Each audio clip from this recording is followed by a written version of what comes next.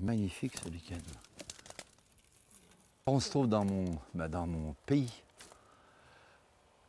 une des plus belles vallées de France, Manigot, la vallée de la Droite de Manigot, c'est une vallée qui est remplie de microclimats. Magnifique. Un lieu magique, quoi. On est hors des voitures, on est hors de tout, on est hors de la civilisation, on n'a plus que la civilisation environnementale. C'est formidable. Et, vous savez, moi, la forêt, c'est mon cœur qui... Vous savez, on a effectivement... on a mis en place 5 plats à base de forêt, à base de lichen, à base de bourgeons de pin, à base de pommes de pin, à base de mousse. Il y a une raison. Pour le faire, il faut l'avoir vécu. Il faut l'avoir contemplé, il faut l'avoir senti, il faut l'avoir humé, puis il faut surtout la respecter.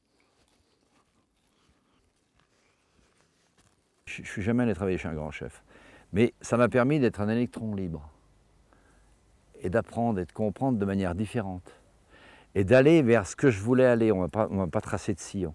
Eh bien, les herbes, c'est un peu pareil.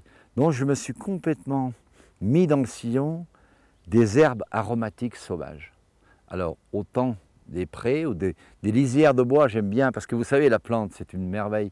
Là, on n'a pas le temps, j'ai une calamande là, qui va pousser dans un mois. Le calaman, il se met en lisière de bois. Et j'ai enfin compris pourquoi. Parce qu'il ne lui faut dans la journée que la moitié de soleil.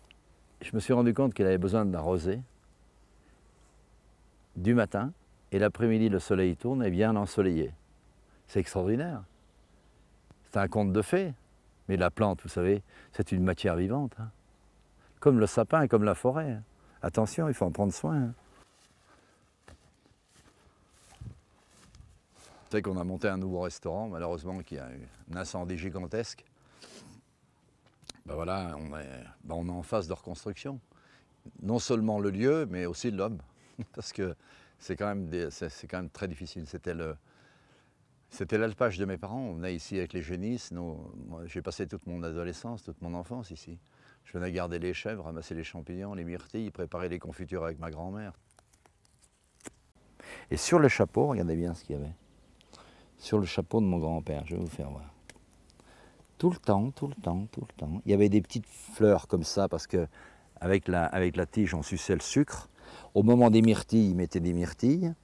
Et au moment, d'ailleurs, j'ai une photo malheureusement en noir et blanc. Mais c'est exceptionnel. Pour moi, ça c'est toute l'histoire de Marc Vérin. Toute l'histoire se résume comme ça. C'est-à-dire que, regardez, voilà, mon grand-père, c'était ça. Et je sautais dans les bras de mon grand-père et j'embrassais l'homme, le cœur de l'homme et le cœur de la nature. J'avais fait le tour. Donc c'était prémonitoire tout ça. Hein. Et je prenais ça, et moi je me rappelle, alors ce que je préférais, c'était le moment des fraises des bois. Le moment des fraises des bois, il y avait un gros bouquet de fraises des bois, et je picorais les fraises des bois. C'était extraordinaire.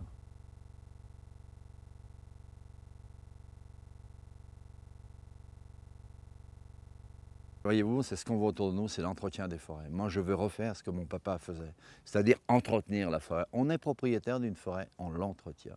Là, il y a du bostrijch. Le bostrijch, papa, il existait déjà de son temps. On coupe l'arbre, on prend les branches, on le brûle, on brûle les branches sur place, et voilà, on fabrique du bois à brûler, mais ça s'entretient une forêt. Et j'ai toujours l'image de mon père, moi c'était extraordinaire. Mon père c'était un philosophe de la terre. Et il y avait des périodes, l'automne, il fallait planter les petits sapins. Donc partout où la terre risquait de s'écouler, vous savez, au printemps avec les fortes pluies, on appelle ça la terre va s'éromner en savoyard. Ça veut dire la terre va bouger. Et là, les enfants, il faut absolument qu'on y aille. Alors, on prenait une ficelle, papa plantait, on mettait la ficelle avec 2 piquets, il faisait les pas, 1, 2, 3 pas. Il donnait un coup de pioche, et nous, les enfants, on mettait le bébé sapin en place, et mon père, avec le talon, refermait ce lieu magique, et nous expliquait. Vous voyez les enfants, c'est dur, on est jeudi aujourd'hui, c'était jeudi à l'époque, hein, les enfants. On ne travaillait pas, il dit c'est dur les enfants hein, de planter les sapins. Eh bien ça vous fait penser tout simplement qu'il y a peut-être des gens qui en auront besoin plus tard, si on entretient la forêt. Et je trouve que c'est tellement symbolique, c'est tellement fort ça. La terre, c'est ma vie. En plus, maintenant, en vieillissant, toute cette manne que je prends dans la forêt, dans les champs pour faire ma cuisine, et bien voilà, ça y est, je suis rentré dedans. C'est un côté spirituel. Parce que la plante, elle sort du sol, elle monte vers le ciel, vous l'utilisez. C'est un côté spirituel. Et ça, je voudrais bien qu'on arrive à le comprendre.